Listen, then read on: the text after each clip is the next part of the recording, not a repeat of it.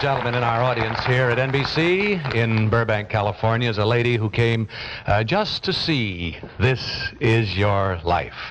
Now, she's visiting here in Southern California and doesn't dream that I'm about to step to her side and say tonight, Mrs. Sarah Veffer, this is your life. Oh.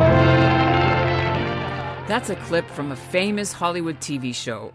And on this episode from 1961, the mystery guests were a Canadian family of 8 Holocaust survivors, the Veffers, who were by then living in Toronto and running a flower shop. The show flew Mr. and Mrs. Veffer and their 6 grown children down to California for the taping, where they'd built a replica of the small room in a Dutch neighbor's house where the family had hidden for over 2 years. And the host asked the Veffers to relive how they were able to survive the Nazis in the town of Bussum, which is just outside of Amsterdam. They even flew in the non-Jewish Dutch rescuer who had hidden them. It actually sounds a little bit in poor taste today when I'm telling you this, but back then, the Veffers were one of the first Holocaust survivors to appear on American TV and tell their story. Now, 60 years later, the Veffers story is once again being told in a modern way through a new children's book by a Jewish author and filmmaker who lives in Bussum. Annet Betsalel has just published Where is Max in Dutch, and it recounts the war and surviving it through the eyes of one of the Veffer boys, Max Veffer, who was crazy about soccer. Think about the good things in your life. Be grateful for that.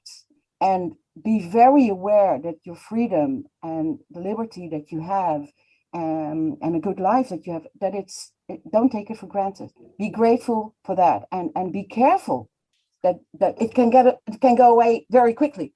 You know, we weren't thinking that we would lose our liberty, but it happened. I'm Ellen Basner, and this is what Jewish Canada sounds like for Wednesday, April the 27th, 2022, the eve of Yom HaShoah. Welcome to the CJN Daily, sponsored by Metropia.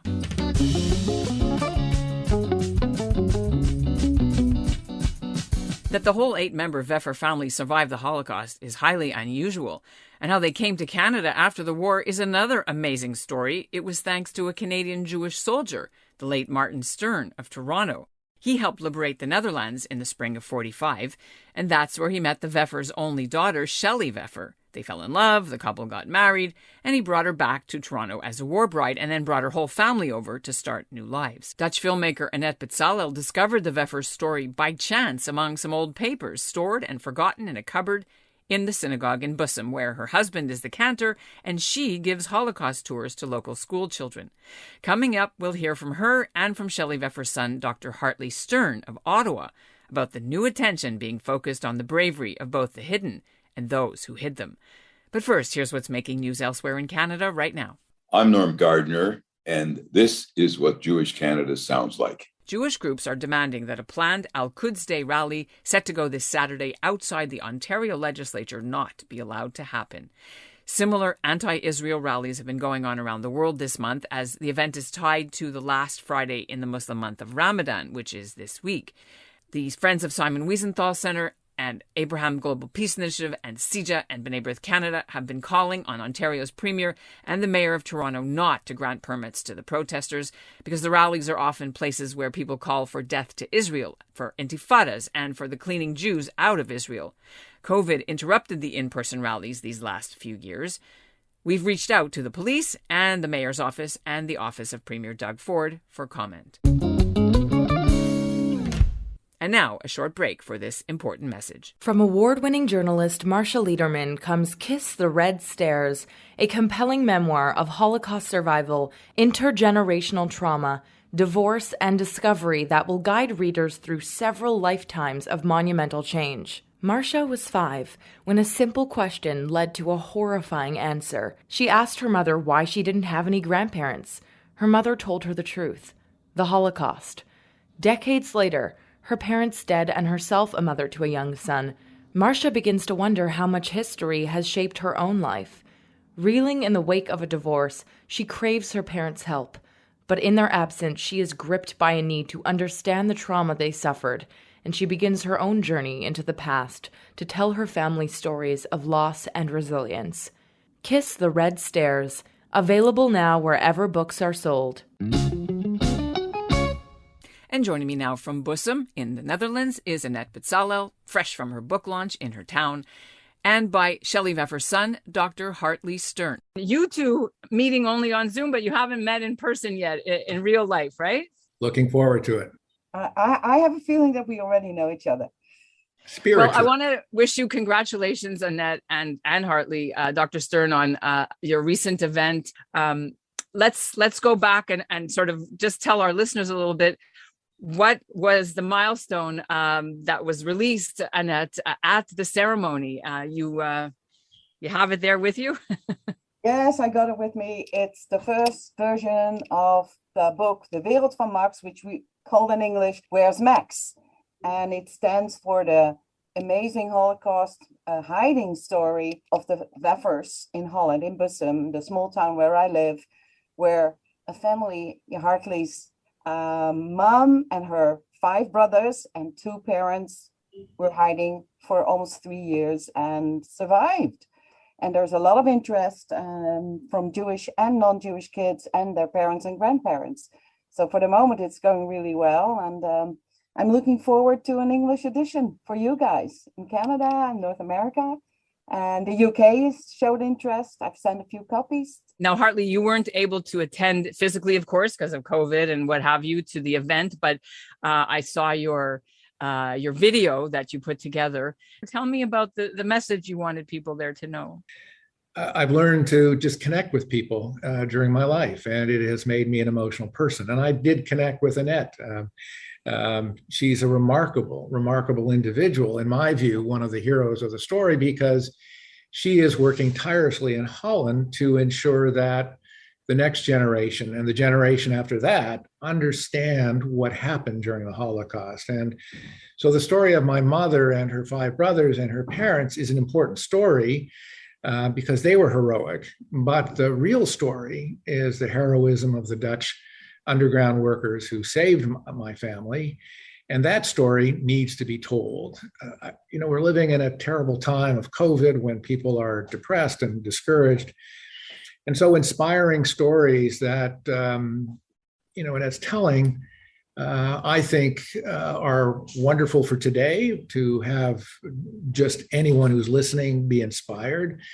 But most importantly, her book, which I am very supportive of, is being given to children so that they don't forget. And the next generation of children do not forget. And we create new heroes that way. And if we can do that together, then it's a wonderful thing to do. And that, I was wondering about what you said in your speech, which you kindly sent me the video of.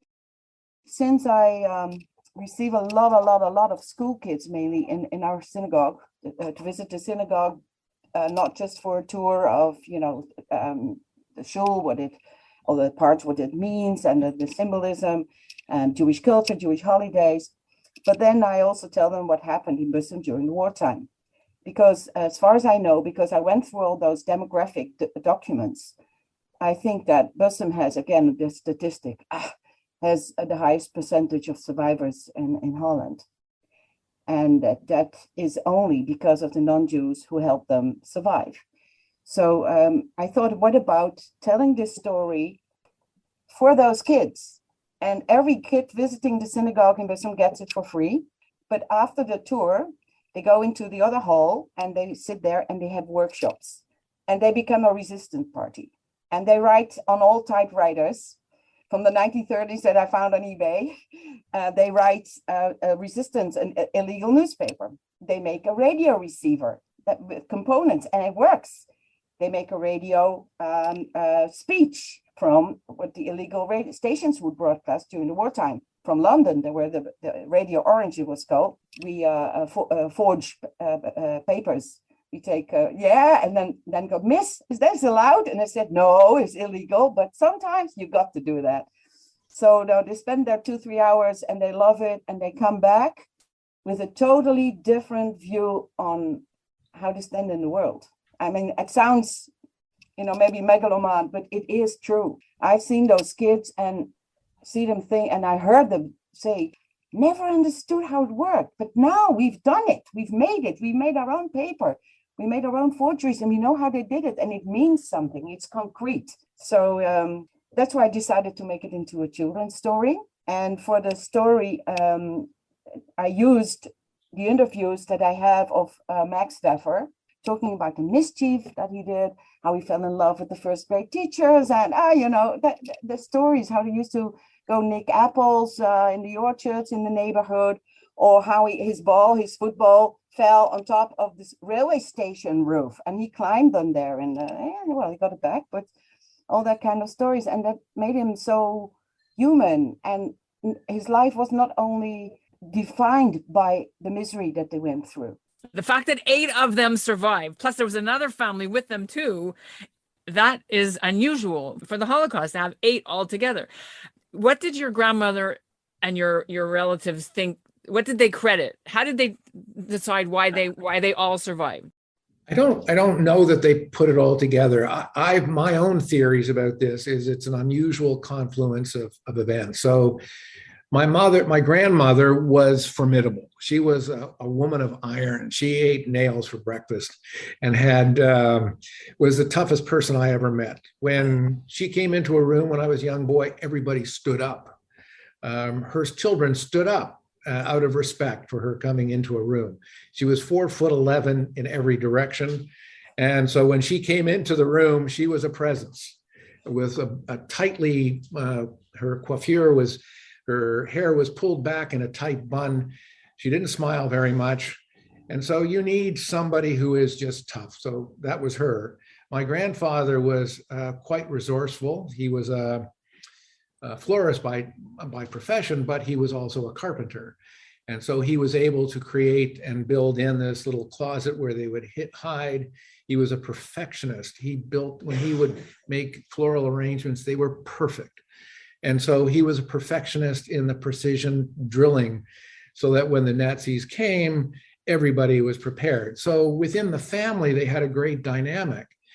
They were also really lucky to be in Bussum because there's no doubt in my mind that people in Bussum knew what was going on. There were many families who knew that there were Jews hiding there, and they didn't say anything.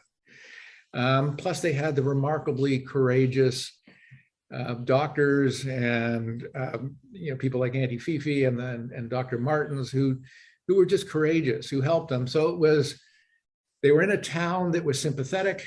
They were remarkable individuals, my grandparents, and they had remarkable underground people. It would not have happened had all of those pieces of the puzzle not been all together. What is your family happy about all this? Oh, of course. I mean, it's a remarkable way of keeping and inspiring. I think for the next generations, it's about inspiration. And so to have someone rekindle the story shaped differently, shaped from the point of view of the children, my mother and her brothers when they were young, is a very different slant on how I remember it. My mother talked about this very little. In fact, we never talked about the war until 1982 when we actually went to Bussum. I don't think my mother mentioned the war or refused to talk about it or gave any hints about her suffering at all. She really kind of hid it. But now to have it turn towards a mechanism by which the never again, and these things should never happen again, can be done positively through children. To answer your question in a very roundabout way, I think is a remarkably apt and pertinent and critical piece of work, because we're just not going to respond to guilt. The next generations will not respond to guilt. They will respond to inspiration, and that's how we should teach it.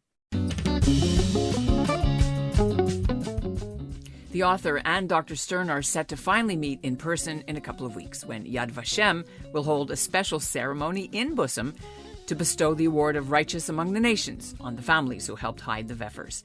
If you want to order a copy of her book, check out the link in our show notes. And that's what Jewish Canada sounds like for this episode of the CJN Daily, sponsored by Metropia, integrity, community, quality, and customer care. Today's listener shout-out goes to Noah Zatzman of Toronto. And we'll end the episode with this clip from the International March of the Living. Well, it's going ahead this week at Auschwitz in Poland in person, but there won't be any Canadians going because of COVID. So Toronto survivor Nate Leipziger, who's been on the march about 18 times, taped this video message that'll be shown as part of the virtual ceremony, which you can watch online. My name is Nate Leipziger. I'm a Holocaust survivor from Toronto, Canada. I'm marching in memory of 6 million innocent Jewish people who were murdered in the Shoah. Had Israel existed 20 years earlier, the Shoah would not have happened. That is why it is important to go on the March of the Living, to remind us of that fact.